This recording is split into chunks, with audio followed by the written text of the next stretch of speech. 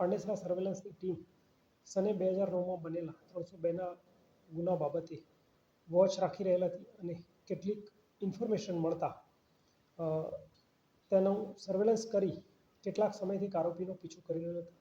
જે આરોપીની હકીકત મળતા કડોદરા જીઆઈડીસી ખાતે મુન્ના પ્રસાદ કુશવા નામનો માણસ રહે છે અને પોતે પાંડેસરા પોલીસનો વોન્ટેડ આરોપી છે. તે હકીકત વેરીફાઈ થતાં પાંડેસરા પોલીસે ગઈકાલે સર્વેલન્સના માણસો દ્વારા ટ્રેકિંગ કરી તેની ધરપકડ કરેલ હતી.